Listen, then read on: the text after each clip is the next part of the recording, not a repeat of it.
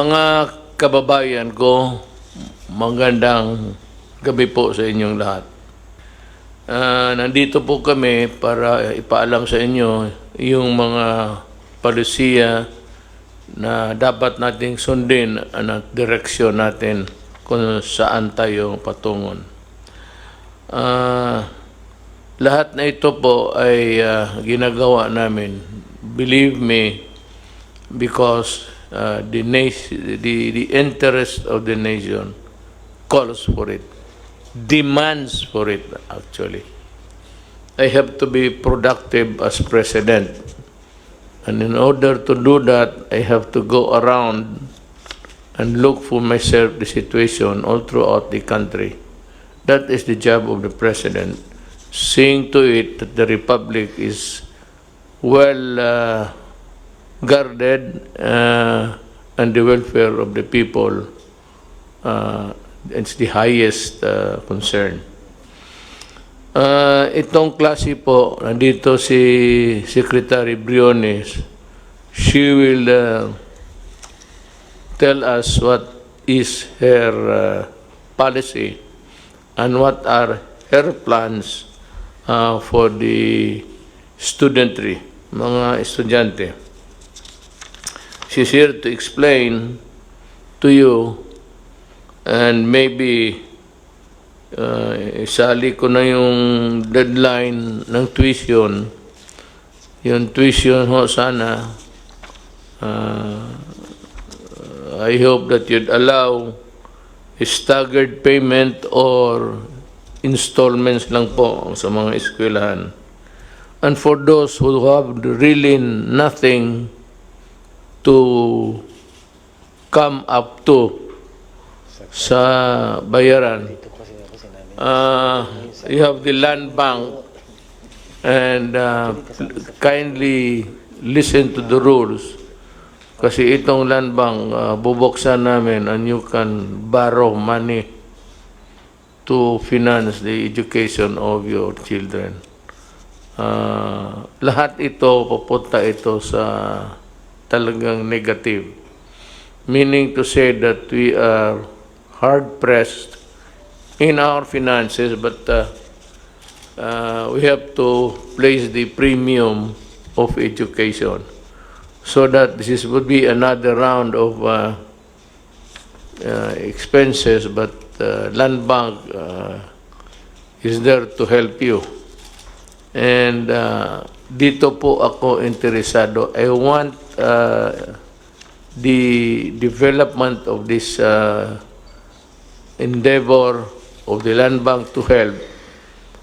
Gusto kong malaman na matutupad talaga. So maybe I will require a report every day of how it goes, how it would present itself to the public once it is available. And you know, the NCR will now be placed under the General Community Quarantine, or the JCQ, starting June 1. Davao City will remain JCQ rather. And the other areas under JCQ, ano itong ating task force, the regions that would remain under GCQ will be regions 2, 3, 4A, and Pangasinan, Albay. Yan sila until we have reviewed the general situation.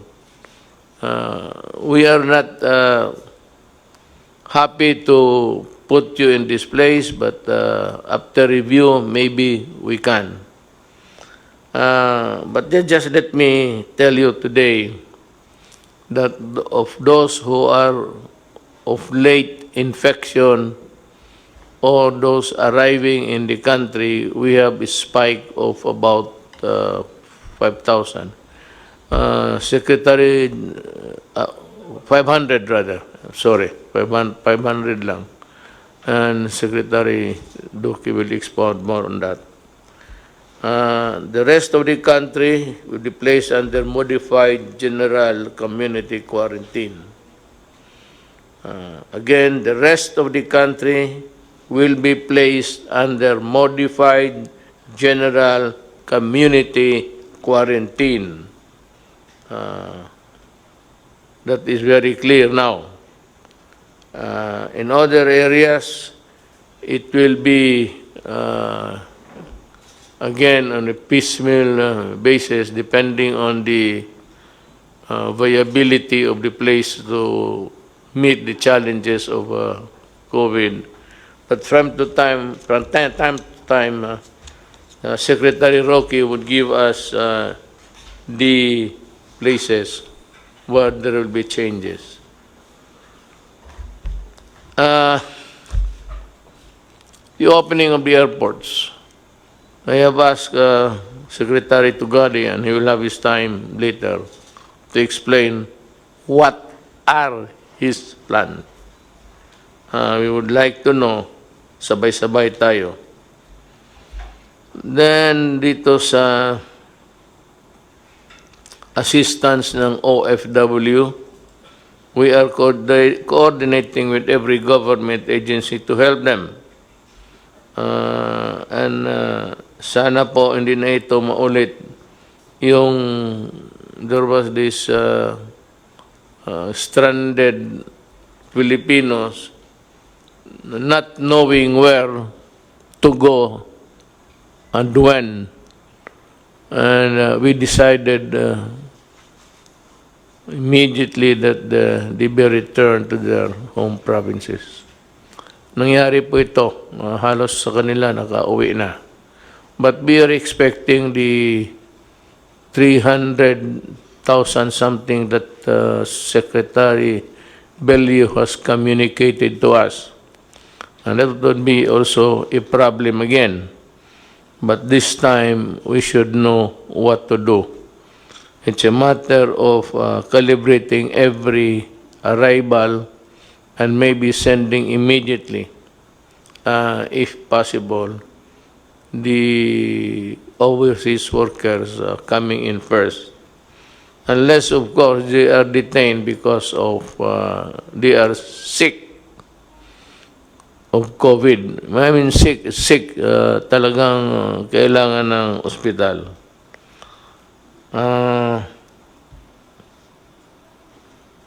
Dito naman sa,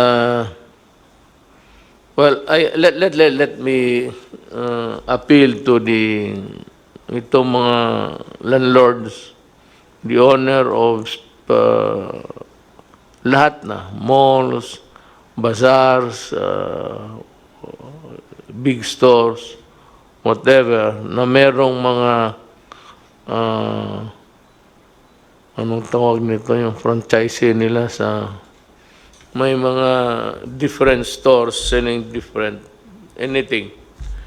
What you have is you own the big building to be rented out. Marami dito sa kanila po gusto ninyo na magbayad ng 50% even if they are not operating. Actually, I am at a loss really to explain to you how. But you know, when you collect from somebody who is not earning at all, it's practically flogging a dead horse. Kung patay na yung kabayo, baski gaano mo kahampas dyan, di na mabubuhay yan. And that is what's happening. If they are not earning, where will they get the 50% to pay? If not the 100% that you'd want to collect. So, it seems to me a problem, but I would like to appeal to the owners of the buildings, of the malls and everything. Ganito na lang, just pray everybody has a God just pray that the vaccine, ang target nila is September. September, I think China will be able to distribute, if I'm not mistaken, and the other countries are catching up. Everybody is at it, so they are really trying their very best. Kaya lang, itong China, hindi ito hambog, wala itong ere, but they you know, they work, and I'm very sure that they will be the first one of the countries that would be able to come up with the vaccine. Ang atin ito is yung mga rental sana, balikan ko, should be a matter that should be addressed by the DTI, and there can be some sort of an adjudication process to fix this problem. Ako naman nagikiusap, nagmakaawa, dahil nga talagang if you're not earning, how are you supposed to pay? So, maawa naman tayo sa mga kababayan natin. Let us help one another. If it does not really spell bankruptcy sa inyo, tiisin na lang ninyo with nothing except your savings to tide you over. Baka sakali makatulong yung appeal ng gobyerno. Remember that the nation is still, the entire nation is still under quarantine. Let us move to the so-called new normal as we, let's see what develops ahead. Okay, kung mayroon lang bukas, I will be the first to announce. But, alam mo, remember, the COVID microbes are still in the air that you breathe, that you pass on to your fellow men if you are not ready or willing to wear the mask. It is precisely, this is the protection, not for you, if you do not want it, but for the protection of the other guy. And that is why the state has every right to control your movement if you pass on a contagion to the other to the population. Kasi kung ikaw lang ang gusto, ayaw mo, and there are people who are like that, ayaw nila. And they believe that they have the antibodies to fight the coronavirus. So, if the virus is there, tapos gusto mong labanan, bahala ka. But for you to pass that virus, if you get it from one place and from another person and pass it to the other guy, that's different. That is where the right of the state comes in. So that to prevent a mass contagion, gusto namin putulin kung saan namin maputol to stop it. That is the reason of the essence of the police power of the state, to come up with measures to protect public interest, public health, public safety, lahat. Nandiyan yan. Case of peace and order, magkagulo, the state comes in. Yung may contagion and everybody is dying, falling, kasali yan. Public interest, if say, uncontrolled movement, or baski people trying to seize other people's property or things like just being into a state of anarchy. The state has the right to come in and put a stop on it. That is the survival of the Republic of the Philippines. This is a country of Filipinos who obey the laws. If you do not obey the law, that's your problem. Bahala ka. Good kung makasibat ka. Kung hindi ka makasibat, ay pasensya ka. And that goes for everybody. That should be made clear. Hindi kasi ng tao na they take for granted violating the law. Now we would start a program. We start with Secretary Briones because I think that's the foremost in the minds of people. Go ahead, ma'am. Let the cameras be trained to... Thank you, Mr. President. My statement will be very short.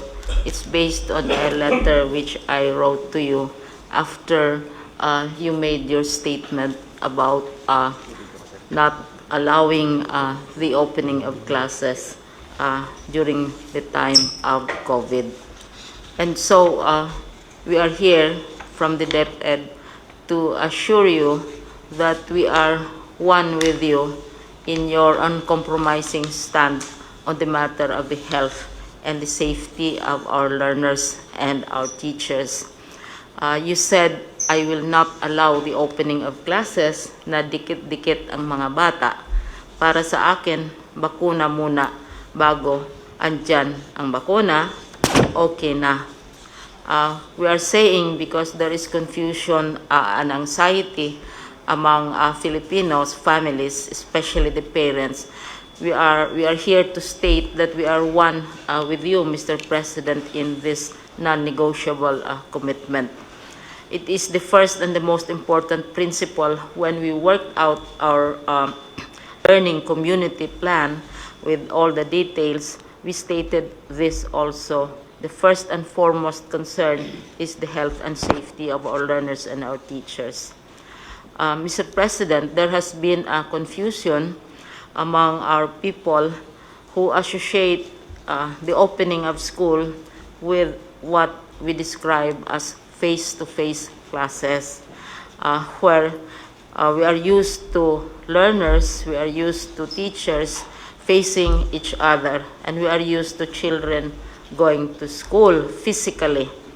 But we are saying that there will be no face-to-face classes and sessions until we are assured of the safety of our children and our teachers. However, we also believe, Mr. President, that we can provide learning opportunities to our students without necessarily requiring them to go to school. And this we can do through what is described as blended and distant learning. Mr. President, this is not a new thing. We have many universities and schools which offer distant learning in many ways. We now call it blended learning because various approaches which are adjusted to the actual situation of the communities will be applied. But these are all, Mr. President, consistent with your preference that we should not be physically sending our children to school until it's safe to do so. What is the so-called blending or learning modalities? Because right now, there is a bill which is filed in Congress on this. One, for those who don't have connections, who don't have interactive facilities, there will be what we describe as printed material, which will be delivered to the homes of the students through the barangays, can be picked up also by their parents at designated places within coordinated schedules. We'll be working very closely with the barangays and the local governments. And the second approach is now very popular, Mr. President. This is the online learning platform, and we in DepEd, we have what we describe as DepEd Commons. Right now, we already have over 7 million subscribers, wherein lessons, homework, quizzes, tips to learners and to teachers are all in the DepEd Commons and are accessible even to the parents. So we have instances, Mr. President, of parents who are abroad and who are monitoring what is happening to their children. They also go to the DepEd Commons and check on how their children are doing. Now, in cases, Mr. President, where there is no connectivity and printed materials may not be available immediately, we have the classic long-time approaches which have always been used in education, and this would be television. Those homes which do not necessarily have connectivity and may have television. And the most and the best used approach, of course, is radio-based instruction. Kasi ang television, mga 1950s, 60s, radios have been around since the 1800s when it was first invented. And we know that 2 world wars were won through radio messages and not necessarily computers and so on. So yung printed modules, Mr. President, we have a description of what it entails. And then also, on the matter of online, ito yung popular talaga, it's gaining popularity, online distance learning with already 7 million subscribers. And we assume here that they have access to internet. And one worry is, how about the students and the teachers? Do they have access to laptops? We made a survey, Mr. President, of teachers, more than about 788,000 of them, to find out whether they have laptops or desktops in their homes. More than 80%, nearly 700,000 have laptops or desktops in their homes, because teachers acquire these for various uses. They have family members abroad or friends, etc., etc. So this is a very, very popular mechanism for dispensing education. Now, for those who don't have access to interconnectivity, then we have television. Right now, Mr. President, 15% of television time, this is provided by law, should be dedicated to programs designed for children. So there are already existing educational programs on television stations. What we need to do is to utilize these programs to transmit our curricula. And we are working out how to do this. For example, Mr. President, PCOO is volunteering its TV facilities and also IBC 13, which is radio, for the utilization of lessons through radio and television. Radio and television for those who don't have access to a computer. Now, radio-based instruction is quite popular, Mr. President, because right now, municipalities are volunteering. Usually, municipalities have their radio stations. Cities have radio stations. There are local radio stations, and big networks also have radio stations. And many of them have lessons, which yung tawag nyon is schools of the air. Mayroong mga religious groups, they give lessons in agriculture, lessons in whatever sciences over the air, because alam nila not everybody has access to television or to online computers. So ito yung pinaka ancient, pinakamatandang paraan for teaching as an alternative to face-to-face. Now, Mr. President, what we are doing in the regions is, the regions are different from each other. Some regions have many islands, some regions have many mountains, some regions have interconnectivity, and so on and so forth. So what our regions are now doing is to translate our curriculum from curriculum for lecture, the teacher lectures the children for long periods of time. It has to be translated, one, into digital modes sa platforms natin, into television programs, because children have to be taught through, in a different way. Iba yung effect ng television programs because their attention span can be very brief as well. And then also converted into radio scripts. So this is where much of the work is now being concentrated. What we are saying, Mr. President, is that we fully and completely support your stand that our children should not be exposed to the dangers of COVID-19 physically, but we are also offering opportunities for them to continue their studies and their learnings. And some people ask, are we prepared? What we are trying to do, Mr. President, are not really new. Hindi naman to bagong invento, because distance education, many universities have distance education programs. Many local governments have radio stations.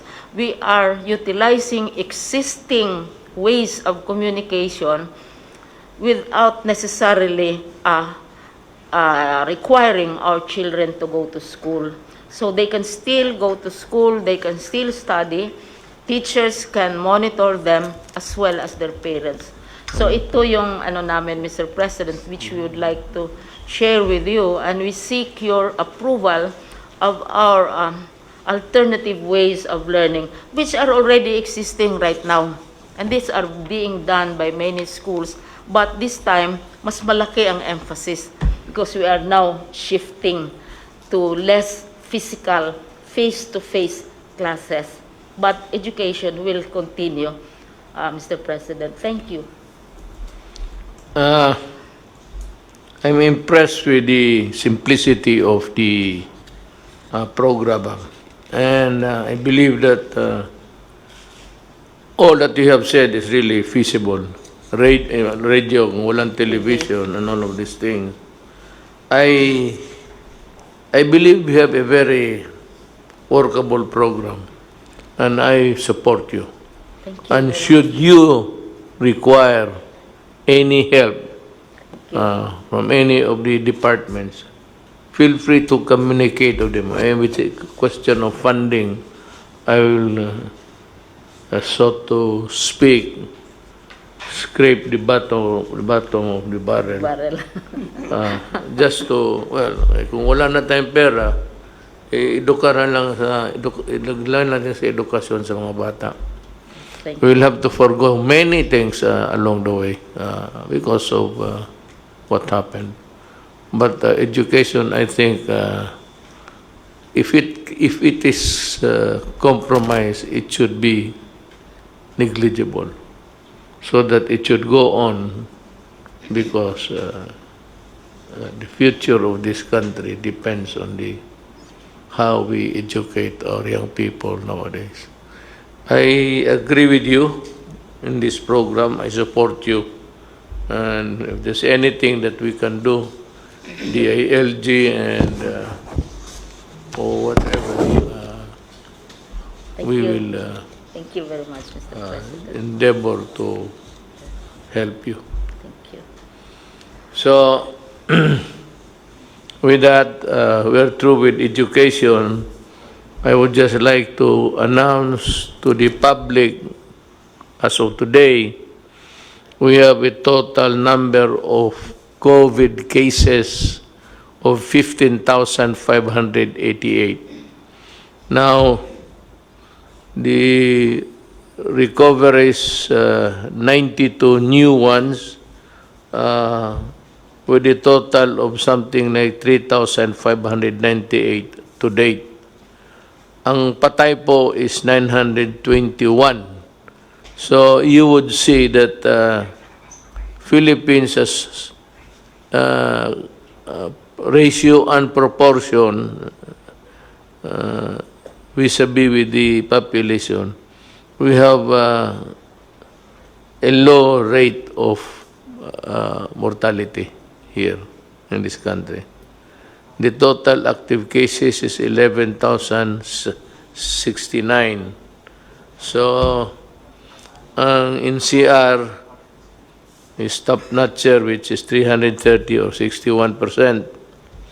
Then we have Region 7, 55, others 99, mga repatriate. Yung dati na dala dito 55. All in all, para sa akin, hindi naman masama ito. So let's go to the Secretary of, he has some important matters to take up with the public. Secretary Doki, please. Magandang gabi po, Mr. President and fellow members of the Cabinet at sa lahat po ng ating mga kababayan. Gaya po ng sinabi ni Pangulo, ang ating pong kaso na nadagdag as of 4 o'clock p.m. Today, May 28, 539 at 330 galing po sa NCR, 55 naman galing sa Central Visayas at 99 mula sa ibang mga rehiyon at 55 na mga repatriates na ito po yung kasama sa mga lumalaking bilang ng ating po mga OFWs na isinasailalim po natin sa RT-PCR testing. At karamihan po sa atin mga kaso ay masasabi natin pong mga local. Ang total number of cases po natin ngayon ay 15,588 at kumpara po sa nakaraang araw ay ang trend ng bilang ng mga kaso ay tumaas, ngunit dahil po ito sa patuloy din na pagtaas ng bilang ng mga kasong atin pong nababalidate. Ngayon, ibig ko rin pong bigyan diin na ang DOH po, ang ating missions na mga iba't ibang mga laboratories, pero yung mga ibang mga laboratories ay late pa rin sa pagsumiti nila ng kanilang Excel sheets. Yung iba naman po ay patuloy ang manual validation process at yung mga ibang ibig kong bigyan pansin ang mga laboratorio na nag-automate na po ng kanilang mga sistema. So mabilis po ang pagsumite ng kanila pong mga laboratory results. Tumaas man po ang ating kaso, pero sa pangkalahatan naman, ang mild cases po natin ay asa 90%. At 7.3% naman ang asymptomatic, yung wala pong nararamdaman na sakit. At less than 2% naman po ang severe to critical cases. At ibig ko rin pong bigyan diin na sa kasalukuyan po ang ating health systems capacity ay sapat. In fact, we have around mga 60+% reserve capacity in terms of available mechanical ventilators, available intensive care units, and also our isolation beds. Ano po? So, meron pong tayong 92 na bilang ng ating mga kababayan na nadagdag sa mga nakarecover. Kaya sa kabuuan, ito po ay umabot na ng almost mga 3,600 recoveries. Kasama po sa mga nakarecover ay ang mga pasyenteng na-confine at mga pasyenteng may mga positive, mild and symptomatic cases na na-recover mula sa kanilang self-isolation at home quarantine. Ngunit malungkot po kami na meron po tayong mga 17 na mga kababayan na dagdag sa bilang ng atin mga pumanaw dahil po sa sakit na COVID-19. At kami po ay nakikiramay sa mga pamilya na ulila bunsod po ng pagpanaw ng atin pong 17 mga kababayan. Yun lang po, Mr. President, ang akin na update po. Maraming salamat, sir. Thank you, Secretary Duque, for that report. I hope that the public is able to grasp the whole of the dimensions na binigay ni Secretary Duque for your information. Now I'd like to call on Secretary Tugade if he has something to say about the airports and other, not only the airports, but other means of transportation under your department. Yes, Mr. Mayor, magandang gabi po.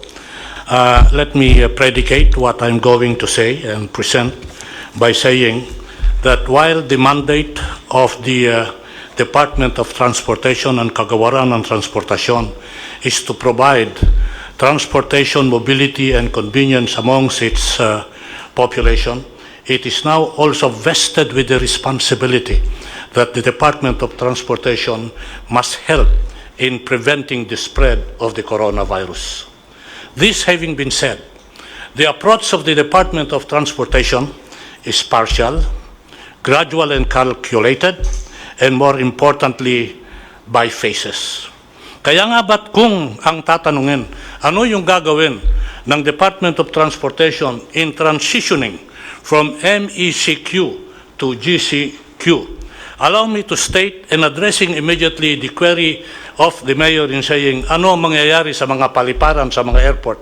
Ganito po yung polisiya na gusto naming mangyari sa paliparan at airport. Una po, ngayon ho concentrated yung international landing and takeoff doon po sa NAIA 1, Terminal 1, 2, 3, and 4. Ang gagawin po namin once we transition from MECQ to GCQ is to expand the international aviation gateways to include Clark, Cebu, and Davao. Mahalaga hong sasabihin namin na as we expand the international gateways, aviation gateways, kaakibat ho nito yung plano namin magtayo ng mga test laboratories. Meron na hong matatapos na laboratory testing sa Clark, meron na hong matatapos sa Cebu. Ito po, pag nagawa ito, mahalaga ho ito. Kasi kung darating ho yung mga pasahero from international sa mga primary gateways na ito, kailangan ho yung testing facilities nandoon. Kaya nagkakapit bisig ho kami sa Department of Health saka sa Red Cross na kung saan mapadali yung accreditation ng mga laboratories na to. Mahalaga ho na sabihin na while we put up the testing laboratories, there are already accredited hospitals which can do the testing in Clark and in Cebu. Kaya nga ho, kung wala pa yung accreditation ng Red Cross or ng DOH, pwede na hong gamitin yung mga paliparan na to. Hangarin po namin na kung sa pag-umpisa ng transition from MCQ to GCQ, hangarin po namin na every 1 or 2 weeks, dagdagan yung international gateways para mapasama yung Zamboanga, Iloilo, Bacolod, and Bohol. Mahalaga ho ito kasi this is one way of decongesting what is happening right now at NAIA Terminal 1, 2, 3, and 4 and putting it in the provinces and region. Bear in mind that we are an archipelago and therefore it is imperative that we spread the aviation centrum of operations to other parts of the country, other parts of the region. Kaya nga ho gagamitin ito. Ngayon, ito po yung international. Kaakibat ho nung international ay yung domestic operation. Iaalaw po namin na magkaroon ng domestic air operation doon po sa GCQ to GCQ. Mahalaga ho ito pagkat gaya ng sinabi ko, tayo ho ay isang archipelago. Kaya nga ba kung magkakaroon tayo ng operasyon sa Mindanao at Bisaya, hindi ho natin ililimit na magmula at magsimula sa Central Luzon yan. Meron na hong Visayas and Mindanao. And we will start what I call, Mr. President, Mayor, Sir, yung tinatawag namin na hub and spoke operation. HUB-SPOKE. Na kung saan, kung darating yung mga malalaking sasakyan sa mga probinsya, magkakaroon ho ng domestic operation yan. In other words, gusto ho natin na magkaroon na ng hubbing operation sa mga probinsya at region natin nang sa ganon, ma-spread yung aviation potentials at maitanim yung punla para sa tinatawag natin not only of domestic mobility but more importantly and so yung domestic tourism. Ito po, Mayor, ang general approach sa aviation. Kung papayagan po ako ng ating mahal na alkalde, presidente, magsabi lang ho ako ng ibang mga pamaraan at panuntunan na gagawin sa ibang transportation sector, kagaya ng tren, ng road, at ng maritime, kung papayagan po ng ating Pangulo. Sasabihin ko ho, kung tayo magta-transition from MECQ to GCQ, on the first day that we transition and it's put into effect, we can already put into operation our train and rails operation. Habang nag-uusap po tayo ngayon, nagsisimula ang ating mga tao sa railways at railways na kung saan sinisimulate nila kung paano maumpisa to. Sabihin ko na lang ho, namarkahan na yung bawat upuan, namarkahan na yung bawat ali, namarkahan na yung pagbili ng ticket, namarkahan na yung queuing. Handa na ho ito. Pag sinabing Lunes, handa ho kami sa Lunes. Bagamat sasabihin ko antemano, huwag i-expect na yung operation ng tren is 100%. As I said, we have to balance our mandate to provide transportation with our responsibility to help in the spread of the virus. Therefore, the capacity will also be limited, gradual, and calculated. It will be an average of 10 to 12% sa LRT at MRT. Doon sa PNR ho, ang capacity mga 35%. Ngayon ho, para maayos ito, sabihin ko na lang ho, part of the future efforts here, ito po ang sasabihin ko. Matatapos na ho namin yung pagpalit ng release ng tren sa MRT3 by September of this year. Ano ho ang ibig sabihin nito? Ang ibig hong sabihin nito na pag umandar na yung MRT3 sa kabuuan ng kanyang pagdagusdos at maayos na yung tren, yung average headway ho natin na 5 minutes, mababawasan ho yan.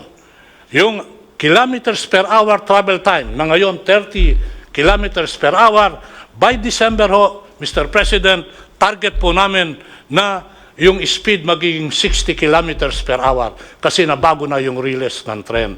Mababalik po ito sa dati na kung saan sabi natin, eto na yung MRT3. Bakit importante yung release? Importante yung release sa katren pagkat, kasi ho, Mr. President, massive ho ang pasahero nito kumpara sa modernized jeepney, sa Grab, sa taxi, mas madami ho dito. Kaya concentrated ho kami dyan. Ngayon, to augment, because limited capacity yung takbo ng tren, meron ho kaming tinatawag na bus augmentation system. Yung bus augmentation system, ganito po yon in generic terms. Ikakasaho namin yung operation ng tren with the bus operation following the same line.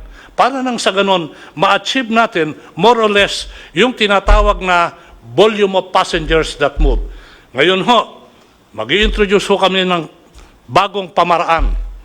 Ito hong bus augmentation system ay magkakaroon ng tinatawag na dedicated lane sa EDSA, mid lane.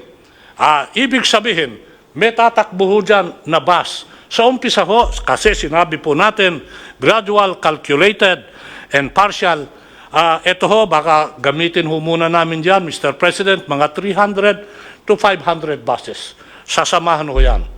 Pag nagawa ho ito, i-increase po namin yan.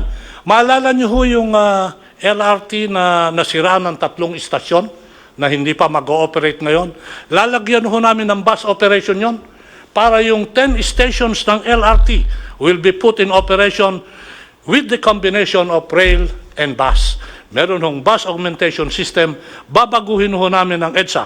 Sasabihin ko na rin ho, yung gagawin nating landscape sa EDSA.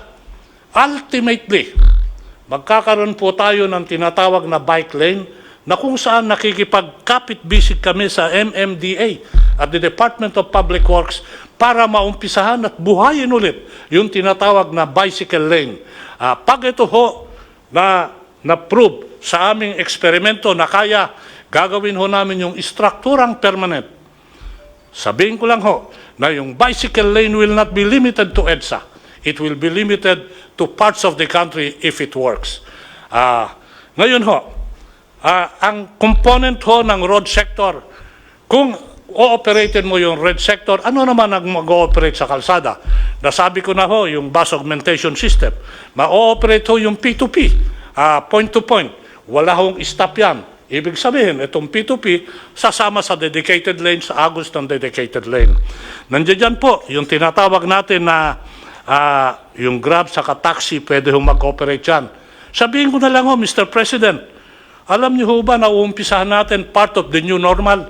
Magkakaroon ho tayo ng digitalized operation sa taxi, sa bus, na kung saan merong cashless transaction, again, to help prevent the spread of the disease. Ito na ho yung mga card system. Ginagawa ho at gagawin ho namin sa taxi at sa mga modernized jeepney at sa bus yan. Part of the digitalization program, without oversimplifying, but just to show to our people who are listening and watching, meron ho tayong digitalization program. Alam niyo ho ba, yung lisensya ngayon, pupunta ka sa LTO, doon mo kukunin. Ngayon, minsan yung address nila, problema ho yan, hindi totoo. Nagkakaroon ho kami ng online issuance and application. In addition to that, yung mga lisensya at plaka, yung renewal ng plaka at lisensya, hindi ka na ho pupunta. Plano namin sa LTO offices. I-deliver ho yun ng courier. This is one way also of making sure that the addresses dun sa mga na-issue ng lisensya ay totoo. Kasi ang nangyayari ho ngayon, pag nagkakaroon ho tayo ng problema sa kalsada at hahanapin mo yung address, wala ho doon. So meron ho mga programang ganon. Sasabihin ko na rin ho, part of the digitalization na ginawa na namin even before the COVID is the robotics. Meron na po tayong robot sa LTO. Sila ho yung gumagawa ng plaka. So ito ho, mga gagawin natin. Ngayon ho, kung mararapatin, Mr. President, let me say a little bit about maritime. Dalawa ho yung programa na ginagawa for the first time during the term of President Duterte, Mayor Duterte. Una ho, electronic ticketing system. By December, pwede ko nang umpisahan yan because now it's on a test run. Ano ho ibig sabihin nito? May ticket na ho pag sumakay ka ng mga mga maritime vessels. Mawawala ho dyan yung scalping. Mawawala rin ho dyan yung overloading kasi ticketed na. Yung ticketing, online ticketing, gagawin din ho yan sa tren. At ginagawa, of course yan, sa aviation, gagawin ho sa maritime. So magkakaroon ho tayo ng online ticketing for the first time. Mabubuo ho natin yan by December. Para sa ating mga kababayan, nandito ho yung sinabi kong palamigan ng bayan. With the problem on COVID at yung sitwasyon at lack ng storage ngayon, yung magsasaka, yung mga mangingisda, nasisira ho yung kanilang tanim at pangisda kasi walang storage. Ang ginagawa po namin, Mr. Mayor, Sir, is linunsad ho namin yung palamigan ng bayan. Ito ho yung cold reefer na kung saan pinapadala namin ito sa mga komunidad na municipality na merong nangingisda at merong nagtatanim para matulungan yung kanilang pangingisda at ang kanilang pagtatanim, binibigyan ho namin sila. Nakadistribute na ho kami, 11 reefer containers. Plano ko ho, pagdating ng Hunyo, I know it's a tough order to my people, but I'm pushing them. Gusto ko 2 container a month para mapalawig yan. Then we can help di magsasaka and di mangingisda. Sabihin ko na rin ho, Mr. President, sa maritime, nakatapos na ho kami at report namin sa IATF kahapon ito, na matapos na kami ng puerto at gusto nilang inauguratein pa. Sabi ko, wala nang inaugurate. Operatein mo na lang. Mahigit 10 na ho yan. Operatein mo na lang. Wala na tayong inauguration. I hate ceremonies. Basta operatein mo na lang. Kasama ho dyan yung pagtatapos ng puerto sa Pag-asa. Handa na hong mag-turnover yung provincial government of Palawan na i-turn over sa amin yon sa June 12. Sabi ko, kung maaari, aksipin ko na lang sa papel yan. Huwag na tayo mag-inaugurate. Umpisahan na lang natin. Maraming salamat po, Mayor. It was a very terrific presentation, Secretary Tugade. We would like to ask Secretary Galvez to make the report first. What's the latest on your front, sir? Sir, you have directed me to visit all the different regions to as a compliance to your directive and see the real situations on the ground. I have already visited Zamboanga City, Davao City, Caraga region, Bohol, Cebu City region, the Laguna region to build the quarantine facility there. Also, I visited Baguio City, sir, to see the good things that Mayor Magalong is doing. I also visited Region 12, and also I visited the malls so that we could see if they are really following the protocols. Sir, they're very thankful to you, sir, and also to Senator Bongo, because we have given them more or less 200,000 rapid test kits. And also, we put up the machine laboratory. When we went to Zamboanga City, sir, we left more or less 1,100 kits. And now they have 2 laboratories already. And also in Davao, we have already procured, with the help of the different companies, San Miguel Corporation and also Ayala Corporation, they're trying to automate the Southern Philippines Medical Center. And it can increase the capacity of the Southern Philippines Medical Center into more or less 2,000 tests per day.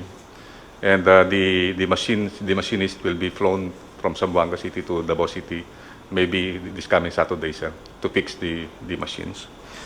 And then also the Caraga region, they're very thankful because also we provided them 2,500 test kits for every province.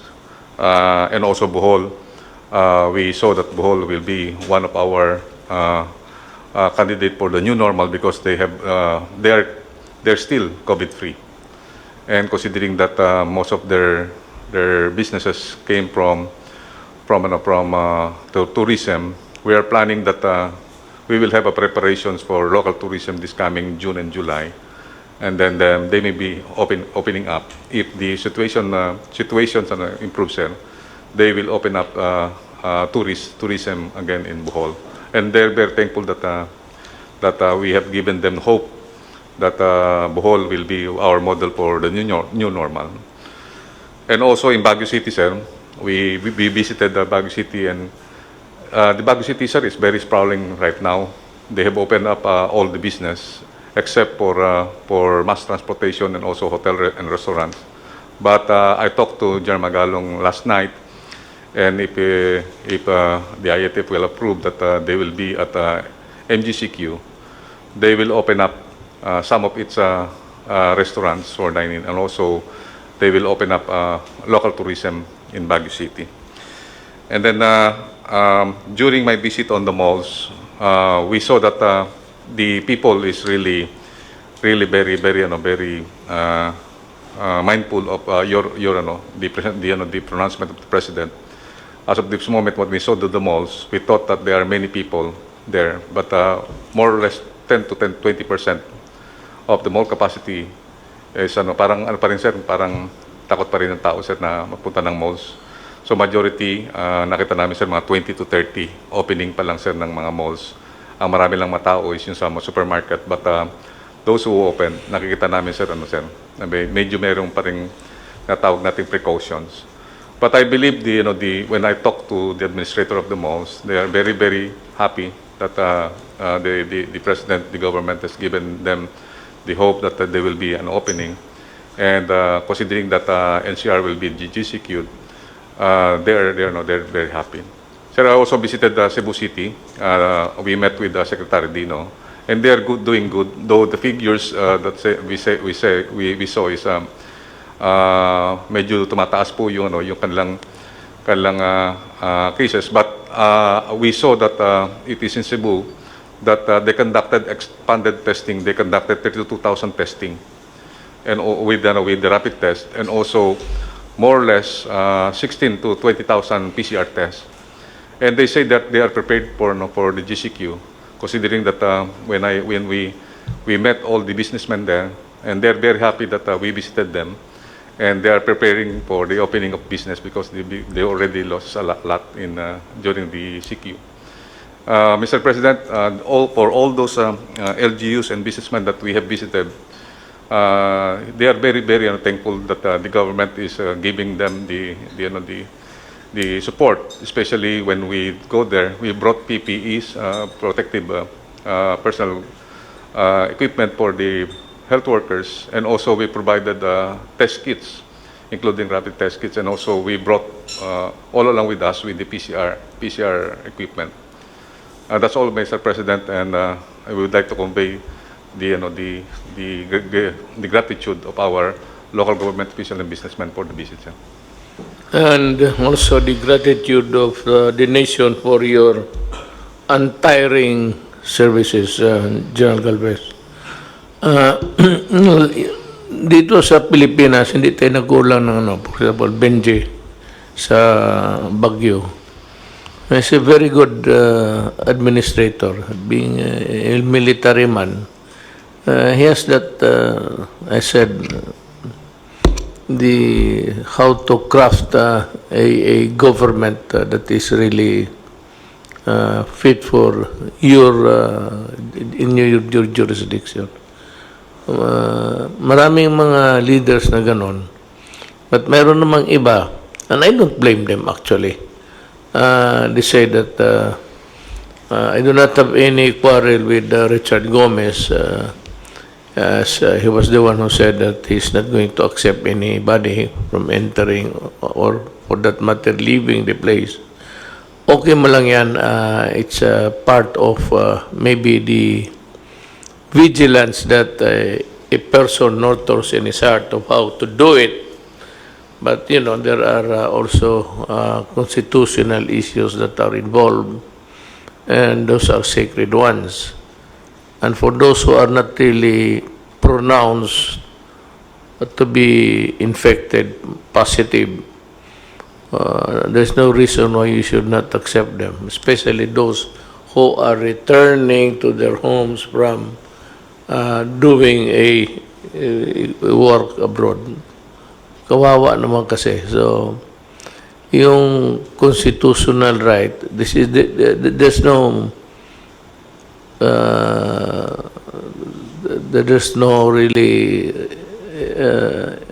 a reason why you should not accept them with open arms. I think this has been understood by everybody. And unless, well, for one, if you are positive, you can stay with the place where government has to provide for the hospitalization. I want to make it clear that as much as possible, the ordinary citizen, the Filipino, does not have to spend money. If he is sick, he can seek hospitalization and charge everything to government. Wala tayo na. If he happens to be in that place and he cannot move out, and maybe is not welcome to the place, he can stay where he finds himself, and this I would like to convey to the mayor. Help anyone, not even Filipinos, foreigners, who are in your place and who go to you or who goes to the municipal building, the seat of governance of your municipality to seek help. You should expedite the hospitalization. Tulungan ninyo yung mga Pilipino. Total, I will pay for the expenses. Walang problema yan.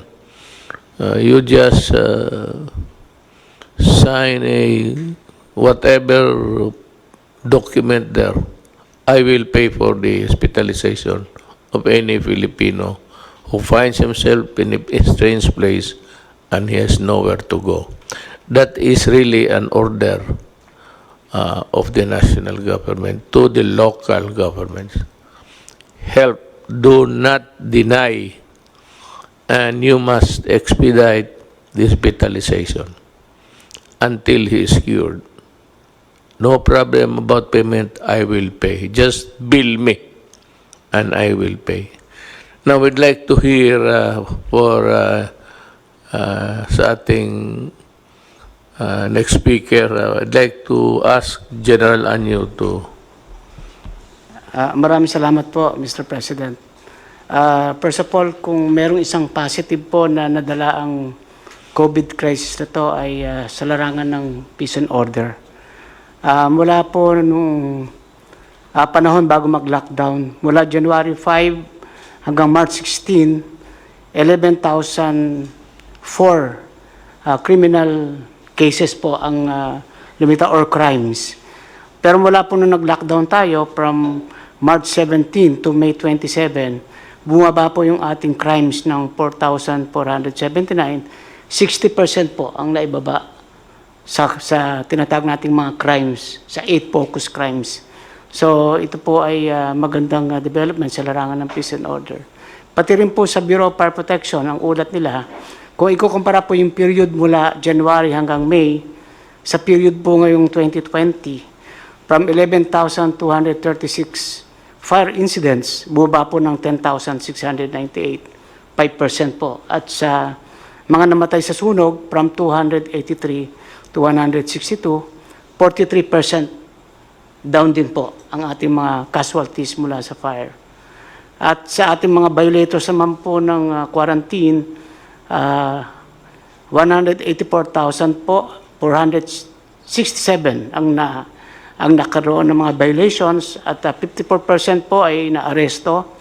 Ang iba naman dito, katulad ng 9% ay binigyan lang ng warning at ang 37% naman ay pinagmulta. Tuloy-tuloy rin po ang pagbamatay natin sa lahat ng peace and order. Sa atin po namang repatriation ng OFWs, ang lahat po ng ating LGUs ay tumatanggap na po ng mga OFWs katulad po ng inyong instruction. Kung noona po ay merong alanganin sapagkat hindi sila sigurado kung ito ay pwede pang makapanghawa, so nagkaroon po kami ng kasunduan sa lahat ng LGUs, mayors at governors na lahat po ito ay tatanggapin at pwede na lang sila mag-impose ng additional home quarantine. At kung talagang ang bahay ay masikip, pwede po sa isolation facilities sa mga barangays para abot tanaw na rin yung ating mga OFWs ng kanilang mga pamilya. So sa inyo pong kautusan ay matatapos po natin hanggang Sabado na maiuwi lahat. Ang natitira na lamang po ay 11,889 pero ang karamihan po ito ay nakabook na yung kanilang mga biyahe hanggang Sabado at ang naiwan na lang ay 6,468 na kaya po nating matapos ito hanggang weekend. Sa atin pong pagbabago mula MEGCQ papuntang GCQ areas at iba naman pong LGUs ay magiging MGCQ, handang-handa na rin po yung ating mga LGUs sa pagpapatupad kasama yung ating mga kapulisan. Magkakaroon din po kami ng mga pagbabago katulad ng modified checkpoints ang ating patutupad. Meron po tayong mga mobile at spot checkpoints at ito ay nandito sa mga strategic location para hindi magkabuhol-buhol ang trapiko. At magiging mahigpit pa rin tayo sa mga provincial borders. Within the province po ay hindi na kailangan yung ini-issue ng mga barangay quarantine pass. Travel pass na lang po para sa pagdaan niya from one from one province to another o kaya ay from one region to another, ay makikita po natin na may kabuluhan talaga ang nagbibiyahe at hindi siya nagbibiyahe lang para sa leisure lang. Patuloy din po yung pag-inspection natin kasama ang DTI at DOLE sa iba't ibang mga business establishment, para masigurado na ipinatutupad yung ating tinatawag na minimum health standards, lalong-lalo na po yung pagsusuot ng face mask, yung physical distancing, at yung pagsunod po na may limit ang kapasidad sa pagtanggap ng mga customer sa loob ng mga shop at mga mall. Sa atin naman pong SAP distribution, nakahanda na rin po tayo sa second tranche at iniintay lang po natin ang pagbaba ng mga pondo galing sa DSWD sapagkat ang gagamitin nila ngayon ay automated payment. Base po sa mga SAC form na na-submit nung unang first tranche, mas mabilis po ito sapagkat mga pag-automated payment na iwasan na rin yung pagkukumpul-kumpulan at doon sa lugar na malalayo naman po ay manual pa rin pero katulong na po ang Armed Forces at saka Philippine National Police. Yung 5 milyong additional po ay kinukumpleto natin yung mga pangalan. Sa ngayon po ay nasa 3,818,608 names na po yung nakukuha natin at ito yung mga priority na makatanggap sa second tranche. So handang-handa po ang ating LGUs at ang ating mga kapulisan para sa pagpapatupad ng bagong inyong idineklara na mga classification. Bilang tulong din po sa ating DOTR, yung binanggit po ni Secretary Tugade, na gusto natin na ang bicycle po ang maging isang pangunahing pamamaraan ng transportasyon. Kaya nagpababa rin po ako ng memo sa ating mga LGUs na yung lahat ng mga major thoroughfares ay magdugtong-duktong, magkaroon ng bicycle lanes para ito po ay ating ikampanya na gamitin ng ating mga kababayan bilang pangunahing transportasyon, lalo na kung malalapit lang naman yung mga opisinang pinapasukan at mga lugar na pinupuntahan. Yan lang po, Mr. President. At ready na po kami para sa pagpapatupad ng bagong mga deklarasyon ninyo sa classification ng iba't ibang lugar sa Pilipinas. Thank you po. Yes, thank you, General Anyo. Alam niyo, if you heard him correctly, I was talking about enforcement and the role of the police. I repeat, there is no martial law in the Philippines. Far from it. We are exercising the power of the state to protect public health. That is all there is to it. Now, because sometimes enforcement can be a very tedious process in explaining to the ordinary citizen, please understand that these are things which we have to do because it is needed to be implemented. Yun lang po, huwag kayong matakot that there will be no arrest, detention, or anything. It's purely, if at all, if there's any intervention or interdiction done by the law enforcement agencies. Pati yung military, the role is just to implement the law. They are called upon to assist the civil government. Yan lang ang trabaho na at makita ninyo, we are progressing at a very fast rate because we were able to put in place the rules to be followed when COVID came in like a storm from the outside.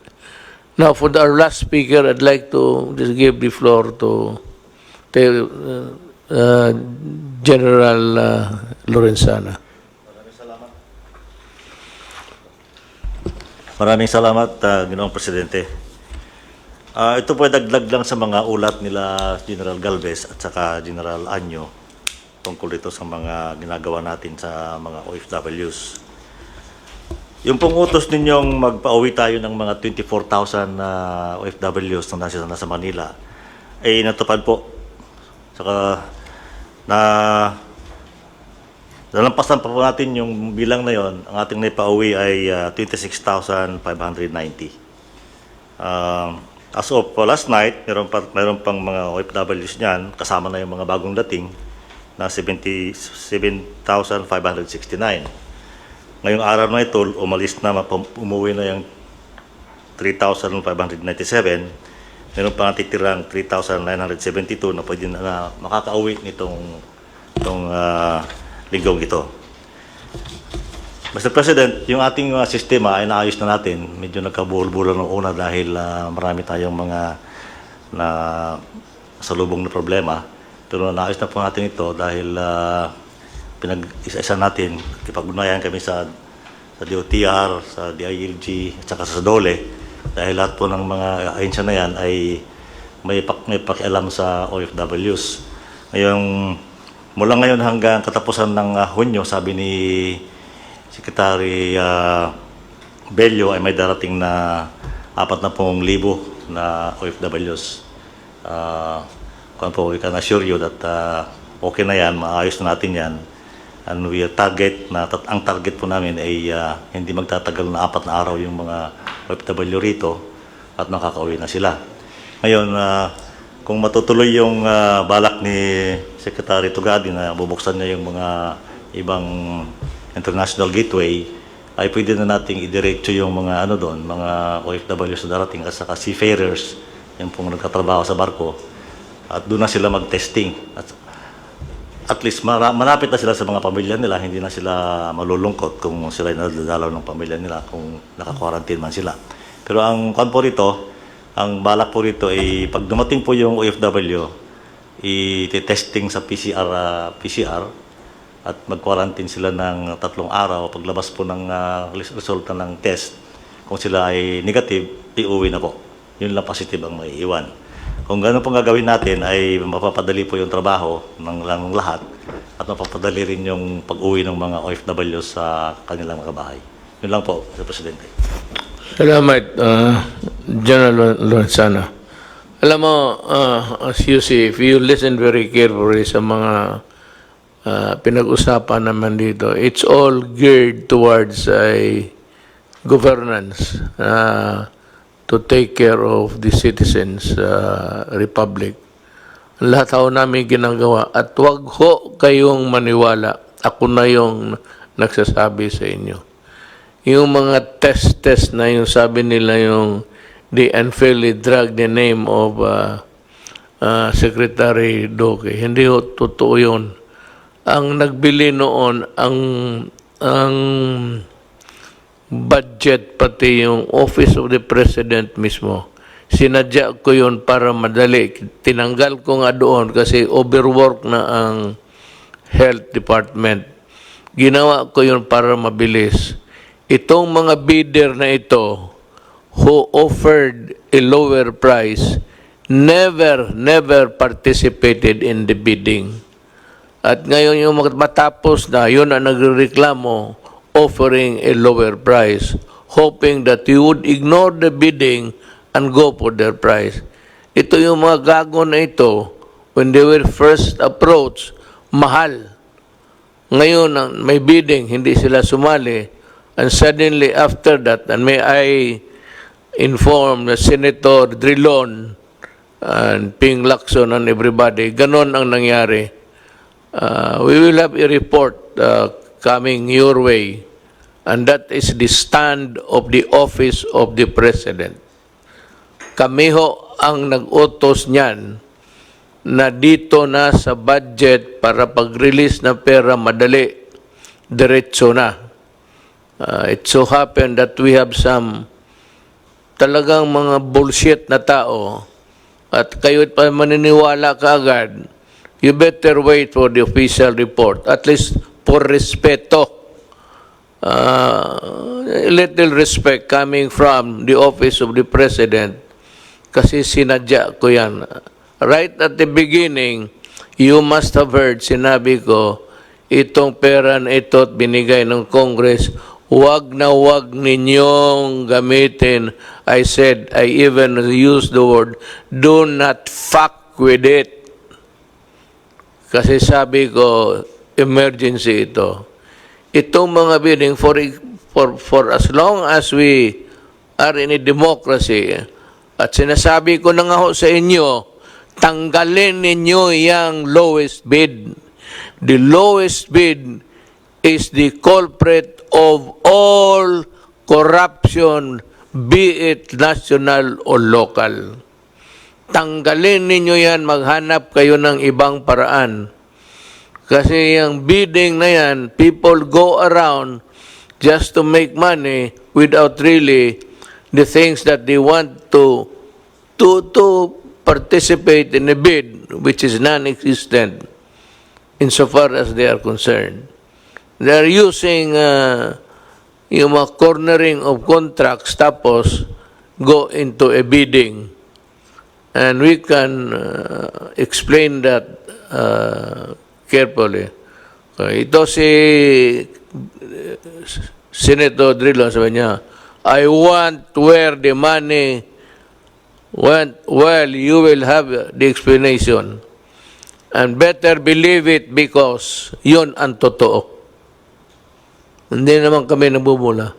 I said, we do not, Nabi ko, do not fuck with the people's money, with more reason that we will not fuck with the money that are given. Thank you.